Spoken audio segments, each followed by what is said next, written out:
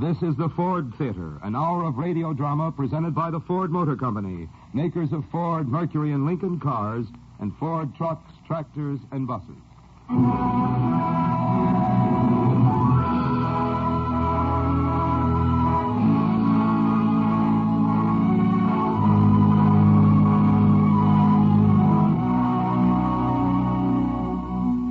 May we introduce as spokesman for the management of the Ford Theater the distinguished playwright, actor, and producer, co-author of Life with Father and State of the Union, Mr. Howard Lindsay. Good afternoon, ladies and gentlemen. Welcome to the Ford Theater. Your customary seats, the best in the house, of course, are yours again today. This afternoon, we shall hear Eugene O'Neill's Our Wilderness, a gentle comedy set in America's Age of Innocence, the incredibly remote years before the First World War, when most of us were young and some of us were gay. The year of the play, to be exact, is 1906, when Teddy Roosevelt was in the White House, when automobiles were horseless carriages, and the Gibson girl was the final word in glamour and grace. Where your radio cabinet now stands, it's possible to imagine a brass-rimmed family gramophone playing those cylinder-shaped Edison records. These, then, are the good old days. And this is the Ford Theater version of Our Wilderness.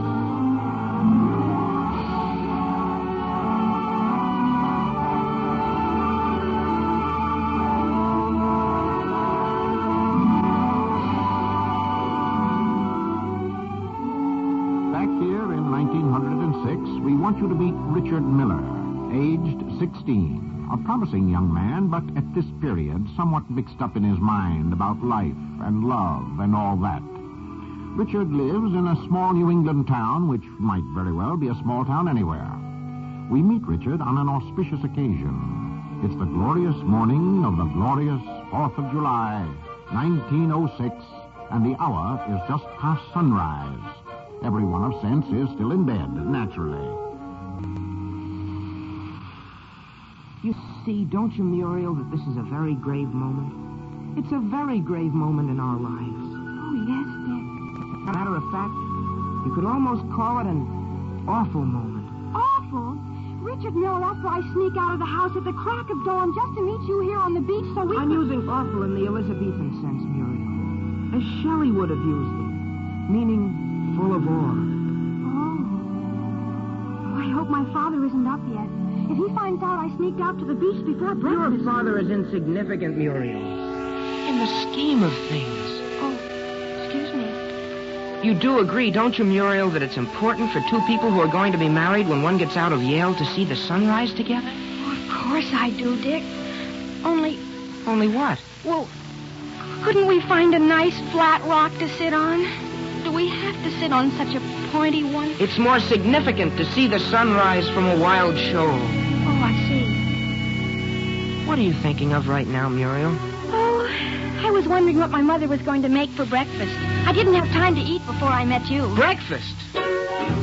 At this highly historic moment in our lives, Don't you care anything at all about life, Muriel? You know I do, Richard.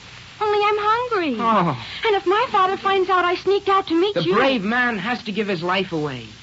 Give it like a royal heart. Let the price be nothing. What's that, Dick? Another poem? That's from Carlyle's French Revolution. You're terribly wild and free, aren't you, Dick? Oh, not so much. Well, I guess we better start for home before your folks begin worrying about you. What about your folks? My folks? My folks are too sophisticated to worry about practically a college man.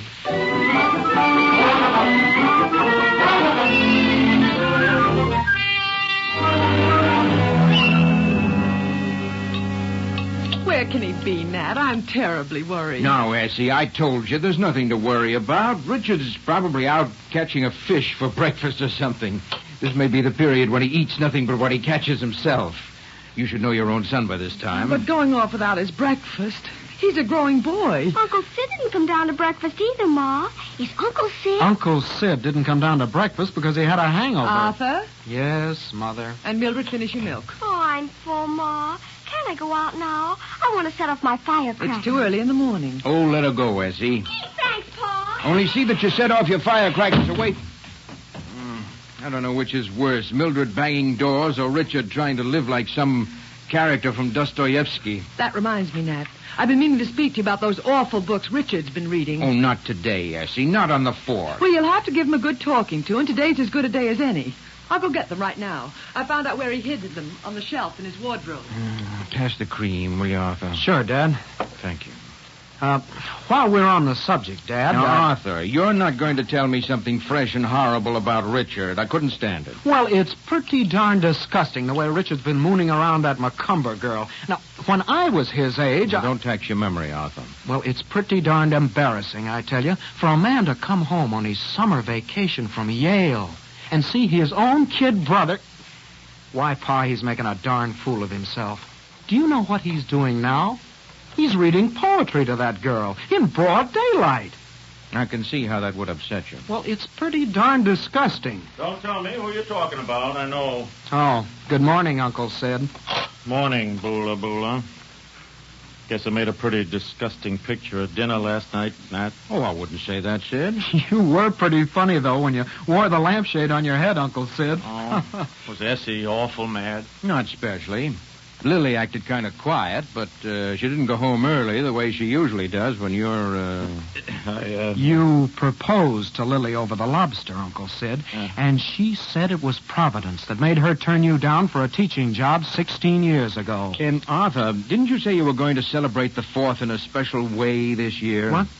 Oh, yes. I'm taking Ethel Rand canoeing. Well, don't you think you ought to start, son? You don't want to keep her waiting. Oh, that's true, too, isn't it, Dad?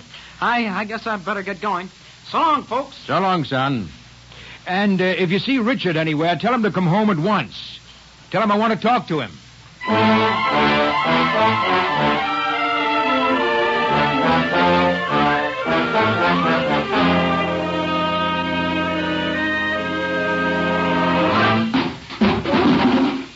What the devil is that? That's it, is Richard. My youngest son is the only human being I know who can fall upstairs. Richard! Yes, Father? Come in here. Anything wrong, Father? Where have you been? Your mother's been worried to death about you. Woman's life is filled with fear. Each frightened moment lasts a year. Well, that puts things in their place. Just for this morning, Richard, will you try to spare us the full extent of your profundity? Where have you been? Watching the sun come up over the ocean. Alone? With Muriel Mccumber. I was reading to her out of Carlyle's French Revolution. I'm sure she was fascinated. What's that, Uncle Sid? I'm glad you're reading Carlyle, son. It's a darn fine book. Have you read it, Pa? Well, I'll tell you, Richard, sometimes even a broken-down old newspaper publisher can't get out of reading a book or two. Oh, Pa, I didn't mean... I know you... Say, isn't it a great book? That part about Mirabeau and Marat and Robespierre. Never you mind about Robespierre, young man. Where have you been? Oh, no place, Ma. He had to clock the sun in this morning, Essie. You, Sid, can be ashamed, too. Well, Promising to take Lily to the bonfire last night, then coming home, or... You may be my own brother, Sid, but I tell you that's no way to treat your fiancée, even if you have been engaged for 16 years. I didn't mean to do it, Essie. I just stopped off... I know what you stopped off for. Now, I think you'd want to make up to her. Something awful. What to do, Essie? I'm going to. Well, she's waiting on the back porch for you. Go ask her to come on an automobile ride. Tell her Nat's going to drive to the lighthouse. Oh, Essie, Sid and I are going to the Sachem Club picnic. The Sachem Club picnic isn't until later. Go on now, Sid Davis. Well... My own brother acting that way with his own fiancée. Well, sure, Essie. I was going to ask her anyhow. Gosh, you didn't think I wasn't going to ask her, did you? I was going to ask her anyhow. How that woman has put up with him for all these years. Now, young man, where are those books? What books, Ma? You know very well what books. They were on the shelf in your wardrobe. Now you've gone and hid them somewhere else. You go right up and bring them to your father. Oh, but I... Oh, he doesn't really have to go and get them now, does he, Essie? We can look at them some other time. And besides, he has a right to keep his library to himself. Nat? Well, that is, if they're not too, What books are they, Richard? Oh, Pa. I'll tell you what books they are if he won't. There are 2 books there by that Oscar Wilde. The one there was all that hullabaloo about. Don't remember what. There's some kind of ballad there about a fella runs around killing his best friends. The Ballad of Red and Gold. One of the greatest poems ever written. Fine reading for a young boy. There were 2 books there, Nat, by that Bernard Shaw. And a book of poems by that Swinburne. Poems and ballads by Swinburne, Ma. The greatest poet since Shelley. Why, he tells the truth about real love. Love? Well, all I can say is if he wasn't flung in jail, a mistake's been made in justice. The things he says, Nat. But there was another one. Something called the Ruby... what is it, Richard? The Ruby out of Omar Khayyam. That's the best of all. I've read that, Essie. Why, Nat? Matter of fact, there's some fine things in it, seems to me. True things. Well, Nat, I don't see how you... Gee, it's wonderful, isn't it, Pa? A book of verses underneath the bough, a jug of wine, a loaf of bread, and thou beside me singing in the wilderness. Did you have your breakfast, Richard? Oh, Ma, for Pete's sake, is that all you can think about? Food? When a man's concerned with matters of the soul, Essie... All I asked was if he had his breakfast. Who cares about food? Well, I had a slice of ham, a couple of eggs, a bowl of cornflakes, a banana, and a sardine sandwich, but who cares about food? Food means nothing to me. Nothing at all.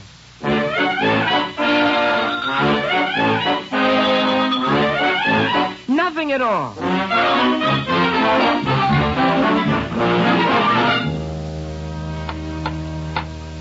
You want the wrench, Pa? Not yet, Dick. I've got to raise the auto first. Give me the jack handle, will you? Oh, here you are, Pa. You almost ready, Nat? Bessie wants to know. What'd she say? It's Lily. She wants to know if you're almost ready, Ma's asking. Any minute, tell her. Any minute, Lily. How many miles is it to the lighthouse, Pa, about? About 20 each way. I'll take the wrench now. Here, Pa. Boy, you sure have to be careful on a long trip like that. You sure don't want any tires blowing out, do you, Pa? Oh, Mildred and her firecrackers. Richard, you run, tell her to take 'em out back. All right, Pa. Tell her to... Say, who's that coming up the walk? It's Mr. Mccumber, Pa. Well, now, what do you suppose he'd want at this time of day? It's to complain about something, that I know, but what? I'd better go tell Mildred, Pa. Well, Dave Mccumber, what good wind blows you around this glorious Fourth? I regret to say, Nat, that it's something disagreeable. Disgraceful would be nearer the truth, and it concerns your son, Richard. Oh, come now, Dave. I'm sure Richard hasn't... He has, and I have proof of everything in his own handwriting. Well, now, hold on a minute. Proof of what? Just what is it you're charging him with? With being dissolute and blasphemous, and with deliberately attempting to corrupt the morals of my daughter Muriel. Then I'm afraid I'll have to call you a liar, Dave. I thought you'd get around to that, so I brought the proofs with me. I've got them right here in my wallet. My wife found them in Muriel's handkerchief drawer. You'll see, they're all in his handwriting. Well, what's in his handwriting? What are you talking about? Muriel's confessed to me that he wrote them. You read them and then say I'm a liar. Here, read it. What the devil? Evidently, you've been too busy to take the right care of Richard's upbringing, or what he's allowed to read. Look there. My life is bitter with thy love. Thine eyes blind me, thy tresses burn me, thy sharp sighs divide my flesh and spirit. Why, you darn old fool. What, you... Can't you see that Richard's only trying to show what a young hellion he is? Why, at heart, Richard is just as innocent and as big a kid as your Muriel. Oh. This stuff doesn't mean anything to me. And if you believe it could corrupt Muriel, then you must believe she's easily corrupted. Now you're insulting my daughter. I'm not insulting her. I'm giving her credit for ordinary good sense. I knew you'd prove obstinate, Nat. But I never dreamed you'd have the impudence to claim that your son was innocent of all wrongdoing after reading those papers. No, well, just what did you dream I'd do? Take and give that boy a hiding he'd remember to the last day of his life. I've had enough of this, Dave. Now, you needn't lose your temper. I'm only demanding you do your duty by yours as I've done by mine. I'm punishing Muriel, and yet she's blameless compared to that... I said I've had enough, Dave. You needn't lay hands on me. I'm going. But don't think you're not going to regret this. I'm taking the advertisement for my store out of your paper. You can take your And advertisement. I'll tell you what else I'm doing. I'm going to see to it that my Muriel never sees your son again. And that's just fine with me, because I'll tell you what I'm doing. I'm going to see to it that Richard never sees Muriel again. Richard?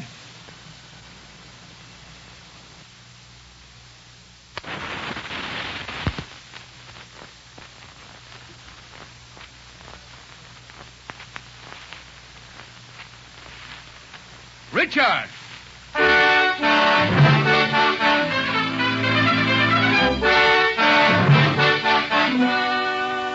Muriel?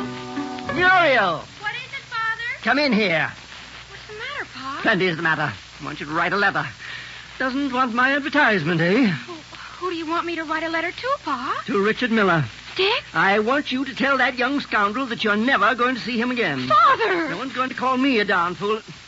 You write as I say. But I don't have a pen. Well, use my pen. Mr. Richard Miller. I'll die, Pa. I'll die if I never see him again. It'll take more than the absence of Richard Miller to separate you from this earth. Mr. Richard Miller. Dear Dick. Mr. Richard Miller.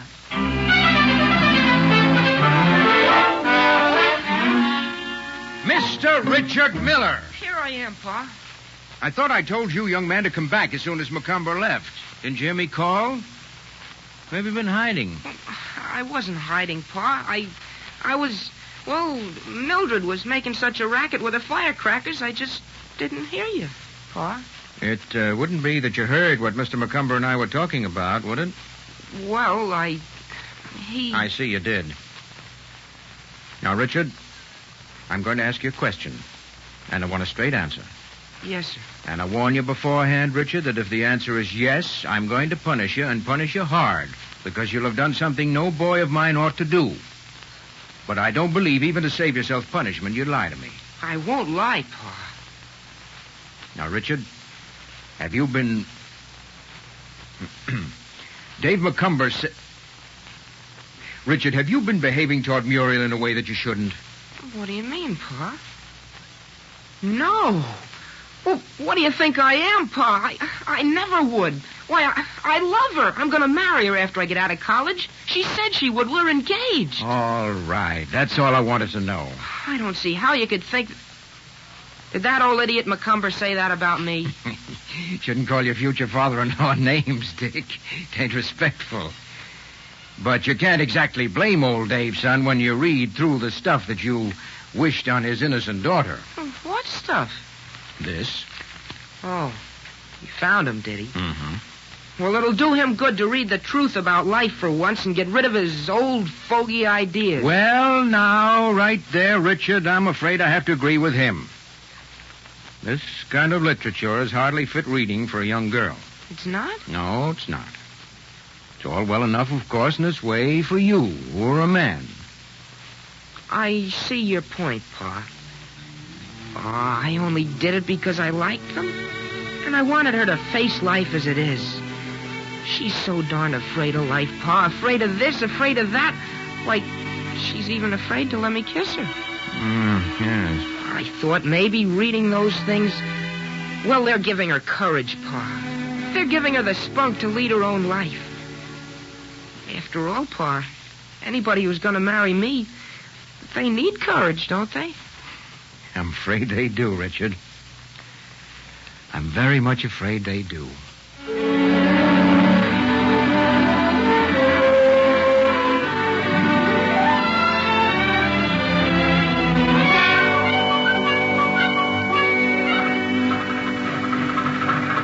Now, hurry up, everybody. Lily, Sid, Essie, come on now. I've got the auto started. I'll get in first, Essie. All right, dear. Button up your duster, Lily. You like it? It's new. Richard! Where's Richard? Here I am, Ma. You sure you don't want to come along, Richard? It's a nice drive to the lighthouse and back. Well, thanks just the same, Pa. Driving to the lighthouse on the 4th of July may be a source of great excitement to the women. But personally, I think the whole business is very naive. Is that so? Yes, sir. Personally, I think that driving somewhere... Richard! We're right here, Mildred. What are you bellowing about? Yes, what are you bellowing about? Shut up, Dick. Here's a letter for you. For me? What, mail on the 4th of July? The little boy brought it. Says it's from old man Mccumber. What would Mr. Mccumber be writing to me for? Why don't you open it and see? Oh, you mind your business. Richard, maybe you better be prepared for a bit of a blow. Oh, a blow? If the letter says what I think it does. But never mind, son. There are a lot of other fish in the sea. Coming along, Mildred? Richard Miller. I never wish to speak to you again. I would prefer that you corresponded me to reach me very truly yours, Muriel Mccumber. The little coward. I hate her. I hate her. She can't treat me like that. I'll show her. Oh, gosh, I think my stomach's sick. Oh, darn Mildred and her darn firecrackers. You can't get any peace around here with that darn kid around. Darn the 4th of July anyway. I wish we still belonged to England.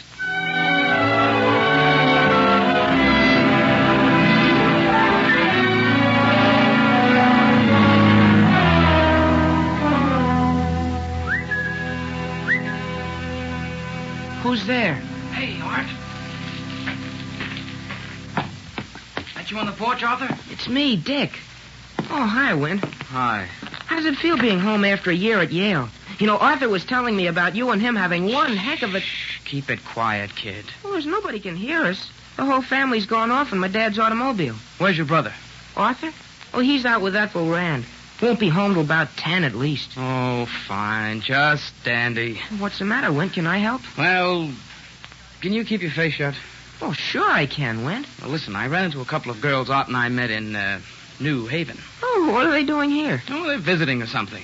Anyway, I dated them up for tonight. Both of them? Well, I thought I could catch Art. Now I'll have to pass them up. I'm nearly broke, and I can't afford to blow them both to drinks. Well, I've got $11 saved up, Wint. I could loan you some. Say, you're a good sport. No, nix, kid. I don't want to borrow your money. Hey, have you got anything on for tonight? Well, no. Want to come along with me? No, I'm not trying to get you into anything, kid. All you have to do is just sit with Belle while I'm dancing with Edith. Hey, you won't have to do anything. Not even take a glass of beer unless you want to. Oh, what do you think I am? A rube? You mean you're game, kid, for anything that's doing? Sure I am. Ever been out with any girls? Oh, sure I have. Ever drink anything besides sodas? Sure, lots of times. Beer and slow gin fizz and Manhattans. Say, you know more than I thought. Can you fix it so you can be at the Pleasant Beach House tonight at 9:30? Sharp? Sure, that's easy. It's all set? All set. So long, kid. See you at the Pleasant Beach House. 9:30. Sharp. So long, Wint. I'll show her. I'll show her she can't treat me the way she's done. I'll show them all.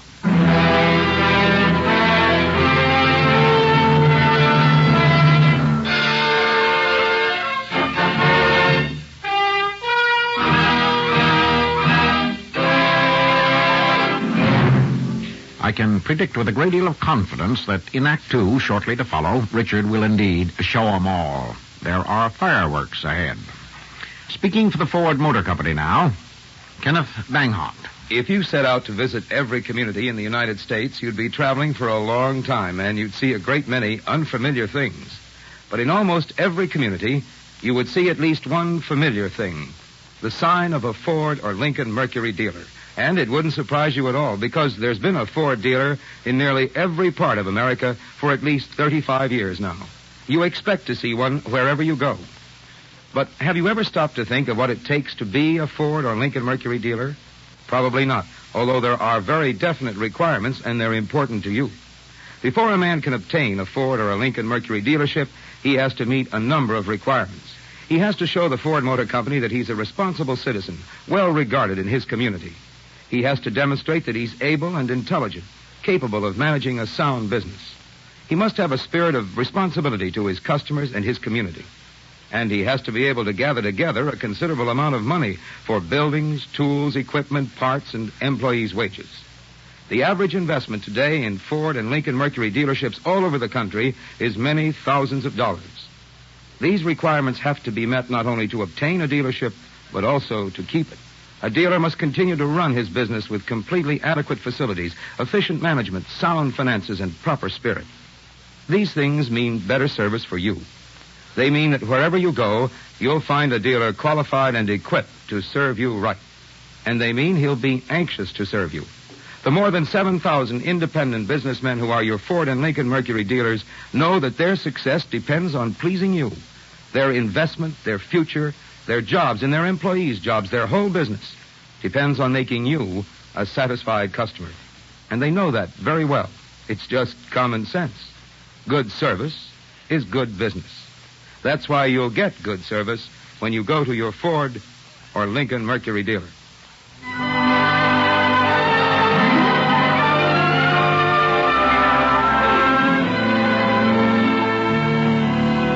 The second act of the Ford Theater production of Our Wilderness will continue after a brief pause for station identification.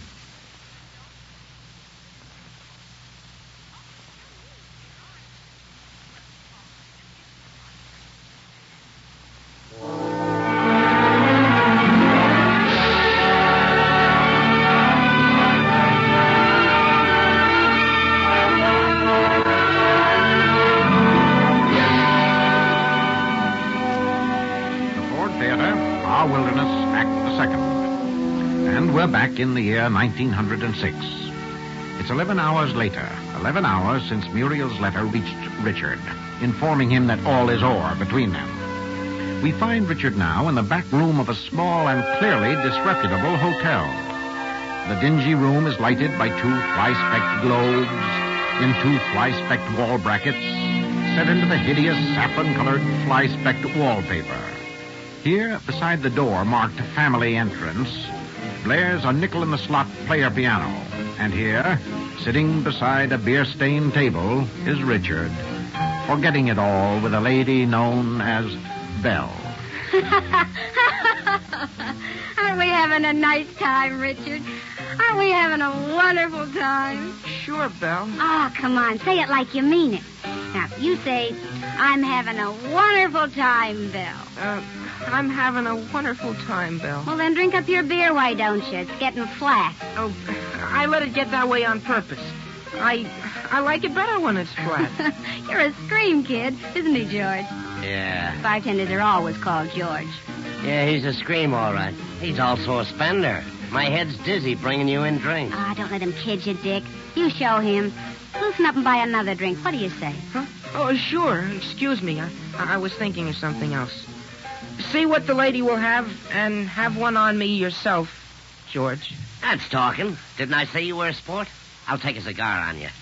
What's yours, kiddo? The same? Yeah, make it a real one, will you? I'll try, seeing it's you. What's yours? Another beer? A small one, please. I'm not thirsty. Say, honest, kid, are things that slow around here? Filling up on beer will only make you sleepy. Come on, have a man's drink. All right. I was going to anyway. Bring me a slow gin fizz. And make it good. You know what I mean? Something that'll warm him up, huh? Sure, I get you. Hey, anybody around? How about some service out here? Yeah, coming. You know something? You're a very sweet kid. You're a very sweet kid. I think I could like you a lot. Say, where did Wint go with your girlfriend? Out on the porch, holding hands. Oh.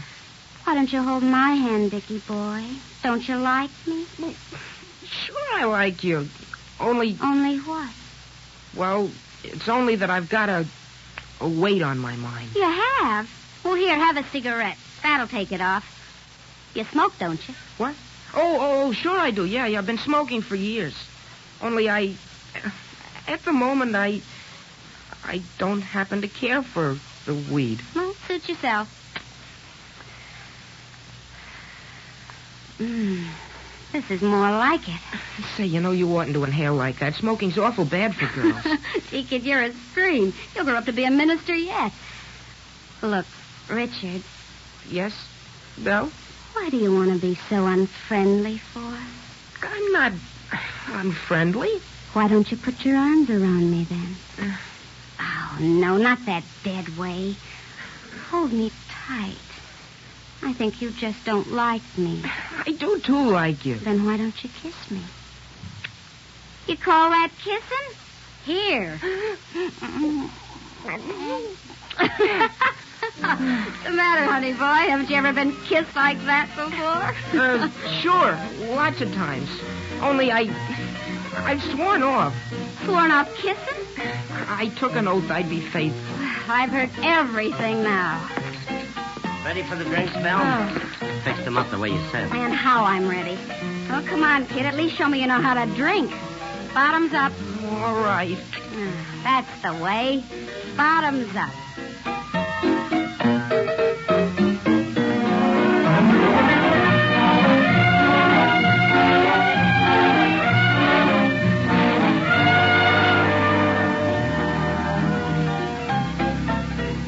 Another the same, George. Yeah, right.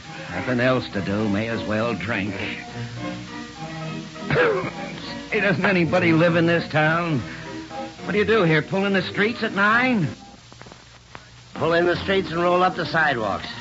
What's your line? China-ware. And if you're asking how's business, it's on ice. Folks don't even eat around here. There's something in the back room that might interest you.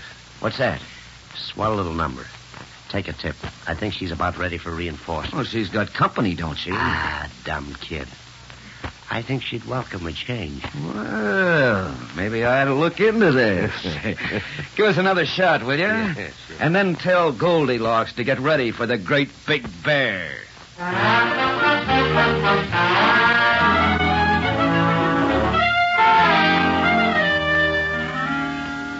But I wouldn't do such because I loved her too much.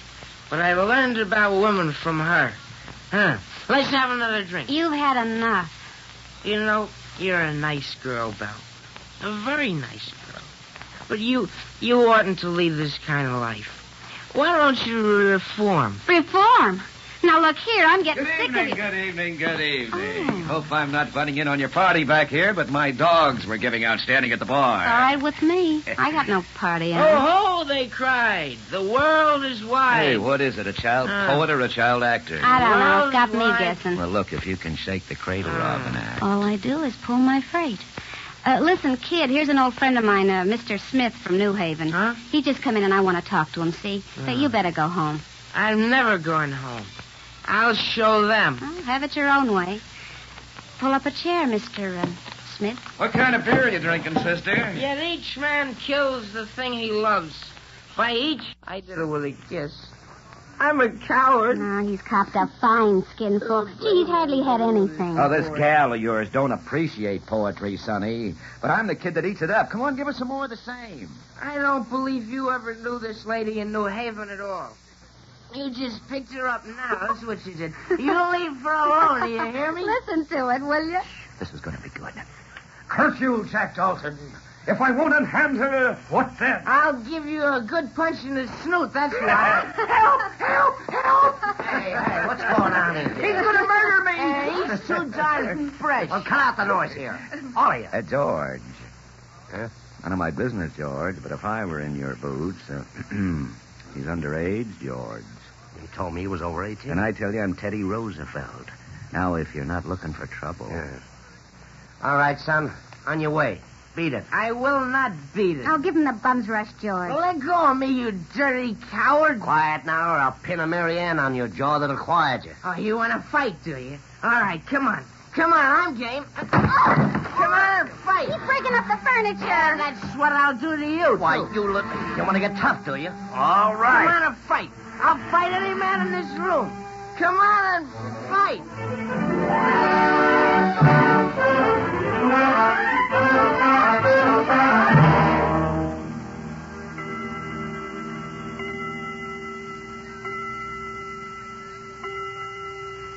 Something's happened to him, Nat. I just know something terrible's happened. Nothing's happened to him, Messie. I'm telling you, he'll be home any minute. There's nothing to worry about. What time is it now, Nat? It's, 11 o'clock. Well, 11 o'clock's not so late, Essie. Not on the 4th of July. Richard come home yet? Not yet, Sid. I was just trying to tell her, Sid, nobody but a bunch of old fogies would be home before 11 on the 4th of If you July. don't stop talking 4th of July. There he is now. You see, I told you, Essie, there wasn't a thing to worry about. Greetings, all. The prodigal son is back. Oh, it's you, Arthur. Oh, we thought it was Richard. Isn't he home? Say, he oughtn't to be allowed out this late at his age. When I was his age... We know all about that, Arthur. He's right. He's right. You don't know what might have happened to him. You read in the papers every day about boys getting run over by automobiles. Why don't you do something? Why don't you go out and find him? Well, I was going to go out and look anyway if he wasn't back by 12 sharp, but if it'll ease your mind... Now, that's him. I know that's him. It falls like him. Richard? Oh, thank heaven. Well, darn him. I'll give him the devil for worrying us like this. Richard! Hello, folks. Hello, everybody. Richard. Oh, my goodness, what's happened to him, Nat? He's gone crazy. Crazy nothing. He's soused. Drink, for you know not whence you come nor why. Drink. Richard, how dare Don't you? you strike him, Nat. Steady now, Nat. The boy don't know what he's doing. And then at 10 o'clock, Eiler Loveberg will come with vine leaves in his hair. Richard, you're intoxicated. You bad, wicked boy, you. He's a mess. Oh, me? Why,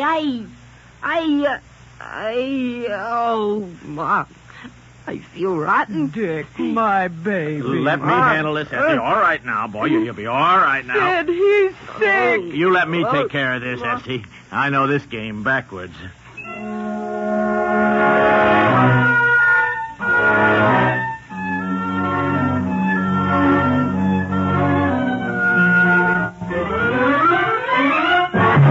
darn it, Essie, I ought to be back at the office. Now, if he doesn't come down in a few minutes... Now, you're not going back without seeing him, Nat Miller. Well, of course I'm not. Good heavens, what do you think I came all the way home from the office for in the middle of the day? To give him a piece of your mind. You are the symbol of the morning after, Nat. Thanks, Sid, for the kind words. Now, Essie, I'm perfectly willing to talk to Richard, but I can't if he isn't here. Now, where is he? Well, he's still in bed. Still in bed? I made him stay in bed to punish him. I thought he ought to anyway after being so sick. He'll be all right, Essie. I remember when I was his age, If I was in your shoes, Sid, I'd keep still. His own uncle, no wonder. Richard must be feeling better, though, Nat. He ate all the dinner I took up. I thought you weren't going to give him any dinner to punish him. Well, in his weakened condition, I thought it best. But I've given him pieces of my mind he won't forget. I've kept reminding him his real punishment was still to come, and that he'd learn you can be terrible stern when you want to. Yes. Shall I go now and tell him to get dressed? You want to see him? Well, yes, I can't waste all day here. Now, you keep your temper, Nat. Remember. Hey, Sid. This is serious, Sid. Huh? What? This is a lot more serious than Essie has any idea. What do you mean, Nat? What do you mean, more serious? There, was a girl mixed up with Richard Spree last night. How do you know? There was a man up at the Pleasant Beach house there, same time Richard was there, salesman. Richard was at the Pleasant Beach house? Yes, that's where he was, Sid, and this salesman knows a man who knows one of the men at the plant, and he told him. Well, this is serious, Nat, with a boy like Dick, especially. Oh, darn it. I've got to have a straight talk with him about women and such. I ought to have a long time ago. Yes, you ought, Nat. Well, I tried to, Sid, a couple of times, but heck, I always sort of get, I can't ever seem to get started right. Well, here comes the bad man, I guess. Well, now's the time to talk, Nat, and you better tell him, you know, what's what. Guess I better. I'm sorry, Nat, but he was sound asleep, and I didn't have the heart to wake him. Well, Now, don't you lose your temper, Nat Miller. You know as well as I do he needs all the sleep he can get after last night. Do you want him to be taken down sick? Well, I'll be eternally... You certainly take the cake, Essie. Bring a man all the way home on a busy day. I'm going back to the office where things make sense. But I'm coming home to supper, Essie Miller. And when I do, I want that boy downstairs and waiting. And what I'll have to tell him will blister the horns off the devil himself.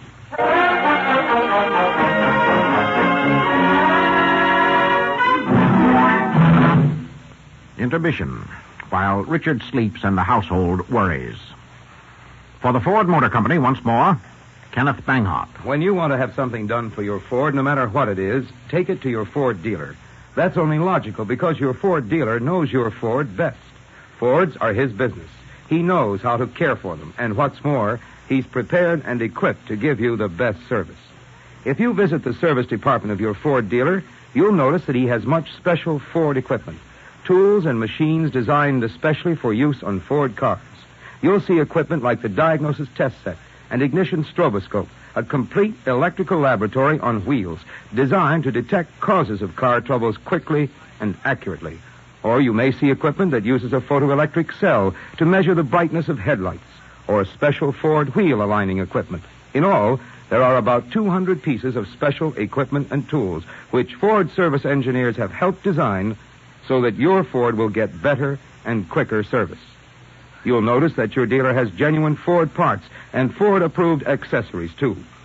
That means that the replacements you buy will be built to Ford specifications, made right, to fit right, and last longer. And you'll find that your dealer's mechanics are Ford-trained, that they know the factory-approved methods of servicing your car, methods worked out by the men who planned and made your Ford. These are ways in which your Ford dealer is prepared to serve you better. He can give you this fine service, and he will, because he values your business. The same thing goes for Lincoln Mercury dealers.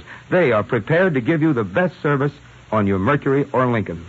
They also have special equipment, specially trained mechanics, and genuine parts. And they also are anxious to serve you. Next time, go to the man who knows your car best, your Ford or Lincoln Mercury dealer. He'll make you a satisfied customer if you give him the chance.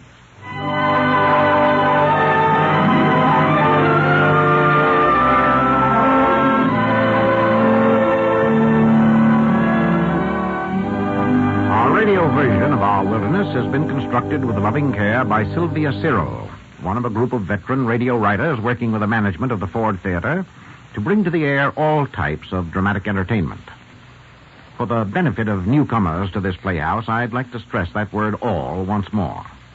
In the weeks ahead, you will find here radio versions of movies, stage plays, novels, and operettas, as well as revivals of past radio successes and new plays commissioned to be written especially for radio and the Ford Theater. Next week, for example, we shall present our first Ford original. Critics of radio have complained that the broadcast medium has produced few dramatic writers of important stature during its 25 years of existence. The management of the Ford Theater has attempted, by offering high rewards in both money and prestige, to encourage original work of high caliber aimed directly at radio production. The first result is next week's play, The Power and the Glory, by Hector Chevigny.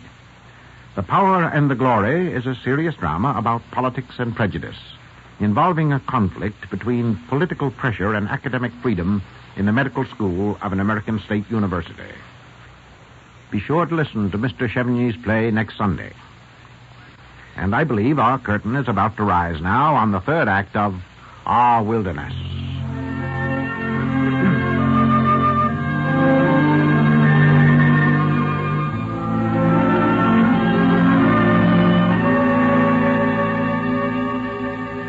The morning after 16-year-old Richard Miller tried to forget his broken heart at the Pleasant Beach House has dropped into a hot July afternoon. But the culprit has not yet made his appearance. Now it is 3 o'clock in the afternoon, and Richard's Uncle Sid and Uncle Sid's fiancée, Lily, are sitting on the porch of the Miller home. Pretty hot even on a porch here, isn't it, Lily? Want me to go get your fan? No. No, thanks, Sid. I don't have the heart to feel the weather today. Oh, now listen, Lily. You're not sitting here worrying I about... certainly am. A 16-year-old boy. Well, jump into your house if you're almost worse than Essie. You don't think Richard would turn into a... I don't know what I think anymore, Sid. What do you mean? Here comes Arthur. Hello, Lily. No, Hi, Arthur. Uncle Sid. Oh, Arthur. Isn't it a scorcher? Say, I'll bet it's the hottest July 5th in the history of this town. Richard come down yet? No, not yet, Arthur. Good gosh, it's 3 o'clock. How long's he going to hide out? Guess he's waiting until the fireworks die down. Well, they won't, Uncle Sid. I guarantee that. Why, if I'd done what he did when I was his age, I doubt if I'd be in Yale today. The effect on Yale would be too horrible to contemplate. What's that, Uncle Sid? It's Richard. Well, the bad man himself. How's my fellow rum pot? Oh, let's not go into that, Uncle Sid. Hello, Lily. Hello. Boy, you sure were a mess last night. What's it to you? Nothing at all. Except that as the head of this family, after Dad, and as the man whose footsteps you're supposed to be following into Yale next year... Oh, Yale. What's so great about Yale? All you do is talk about Yale. You'll find out what's so great about Yale. Arthur, will you go next door and get me my fan, please? You'll find it somewhere on the buffet. All right. But I know Pa's going to have something to say about this when he gets home, and it won't be funny. You gave the family quite a turn last night, Dick.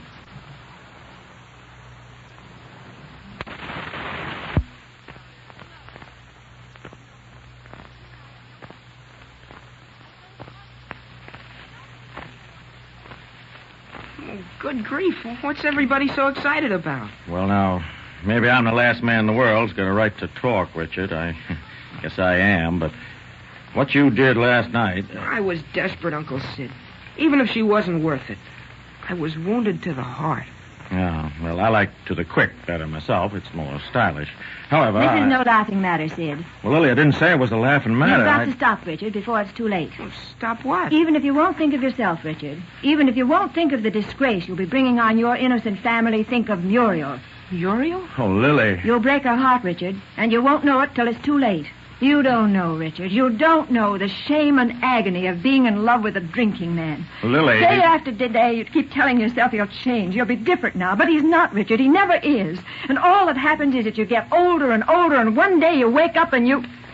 She's got nothing. She's all alone, and her best friend is saying, poor old Muriel, still waiting at her age. Oh, where's Arthur with that fan? Oh, gosh, what's she talking about? Do you know, Uncle Sid? I think I can guess, Dick.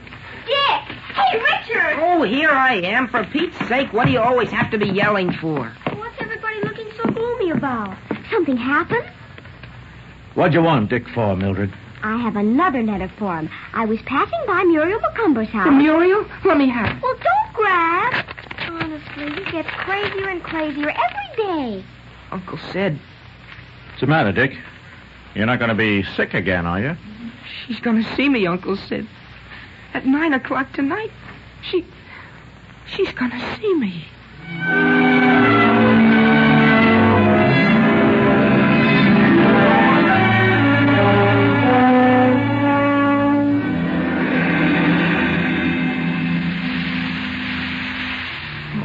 Must be nearly 9. Why doesn't Muriel show up?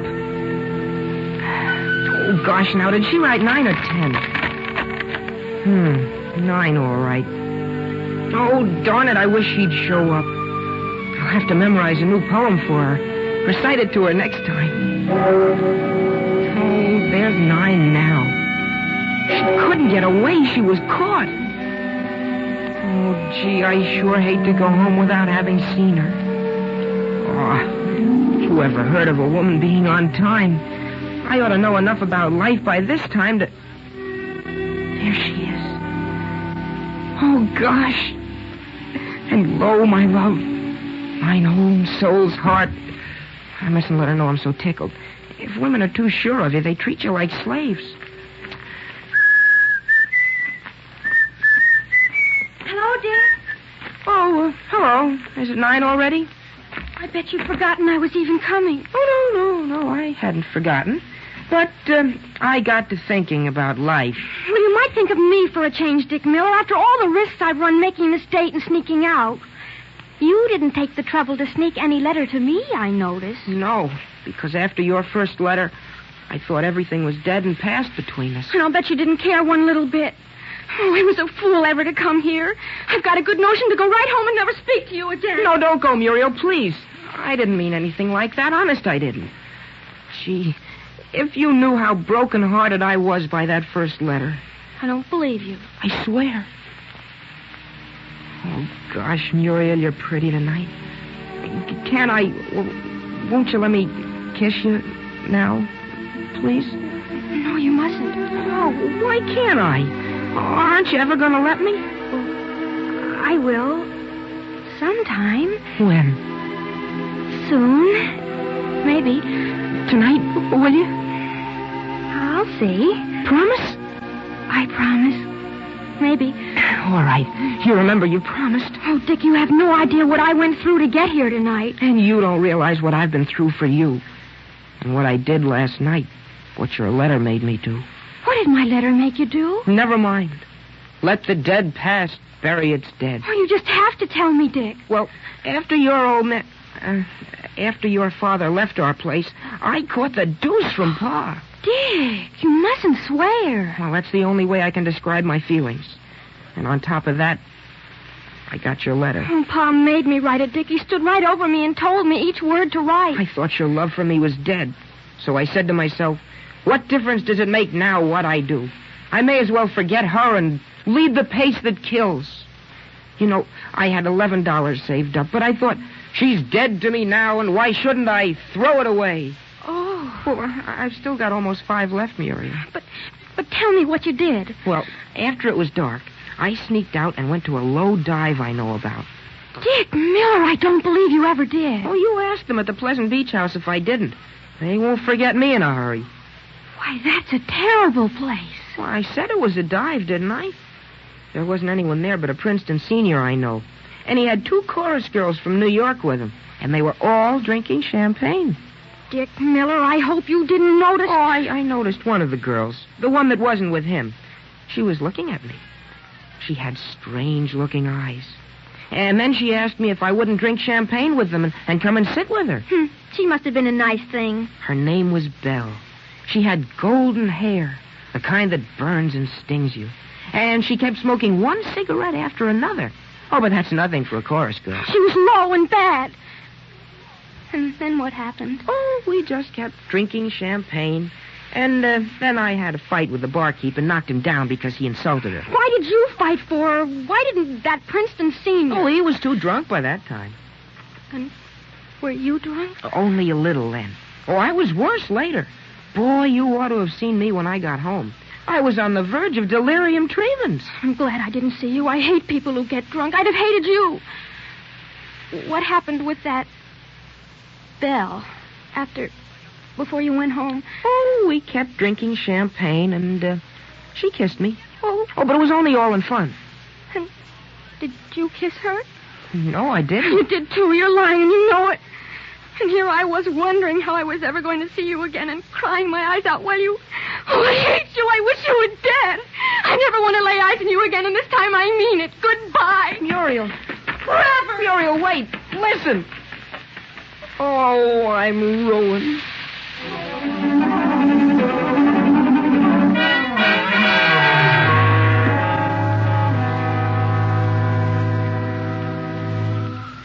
Well, darn it, Essie, I haven't finished reading the paper. Can't I sit inside? Why do I have to wait on the porch? Because, Nat Miller, I don't want you to miss Richard again.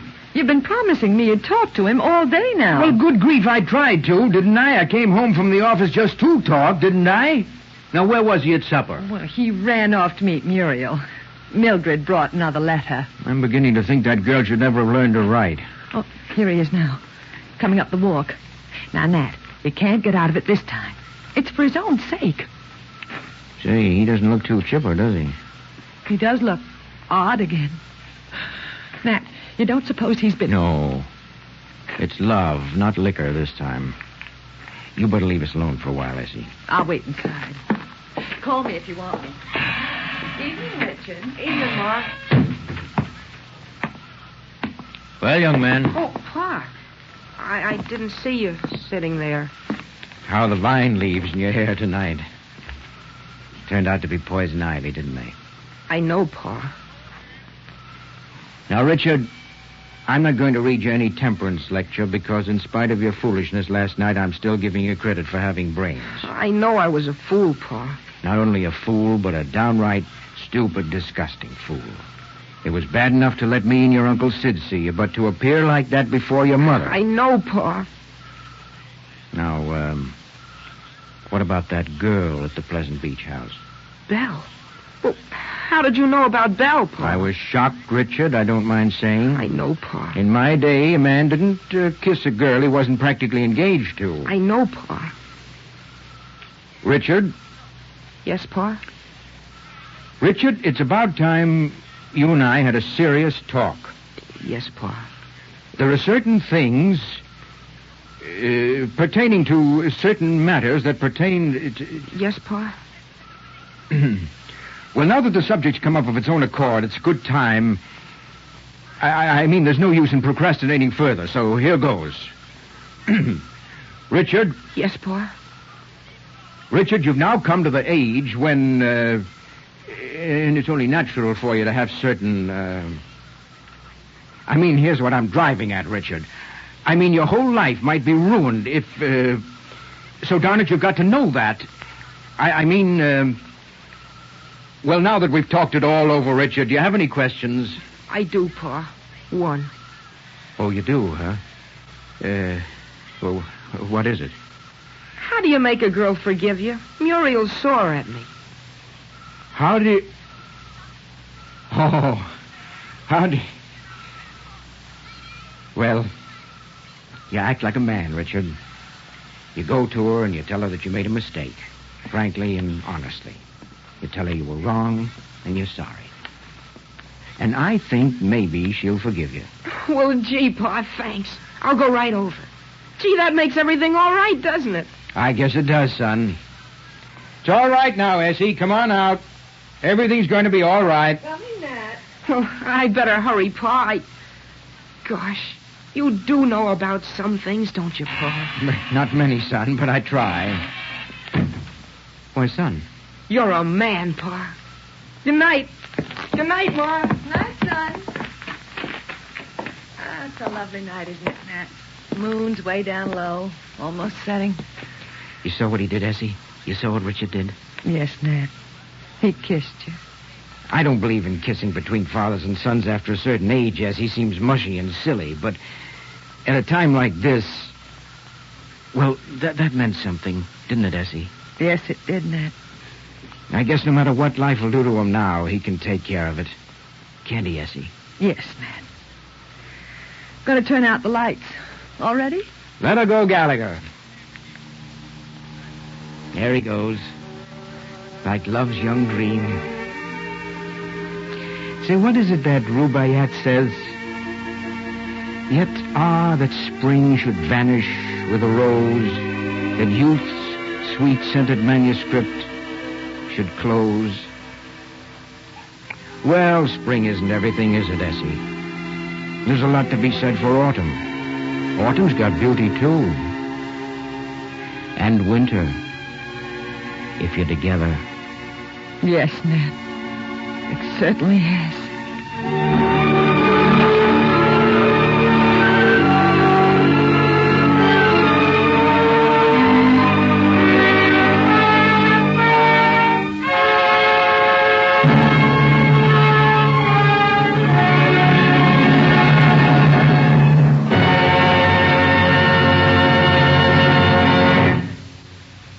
Next week, an event of considerable importance in the progress of broadcast drama.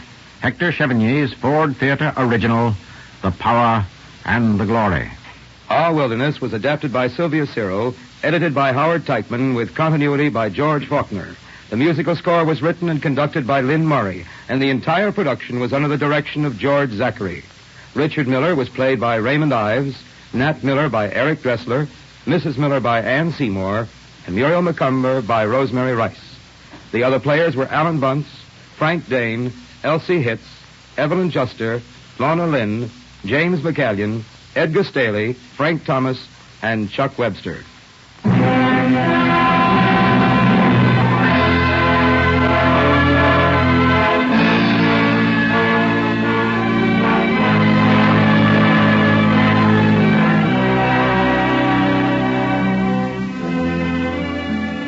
I hope you had a pleasant hour listening to the comedy of the good old days. But we all know that these are not good days for millions of people in Europe. There is certainly nothing good about starvation. So may I remind you that every one of us can help them, just by being careful and cooperating with the food-saving program. It's very simple. Eat no meat on Tuesdays, no poultry or eggs on Thursdays. Save a slice of bread a day and waste nothing. It's very simple, but it's very important. And now, this is Howard Lindsay saying good afternoon for the management of the Ford Theatre. Next week, The Power and the Glory.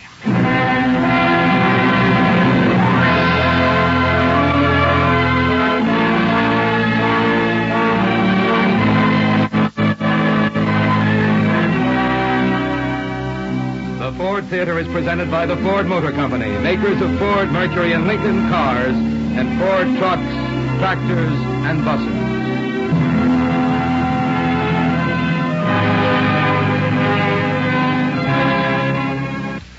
This is NBC, the National Broadcasting Company.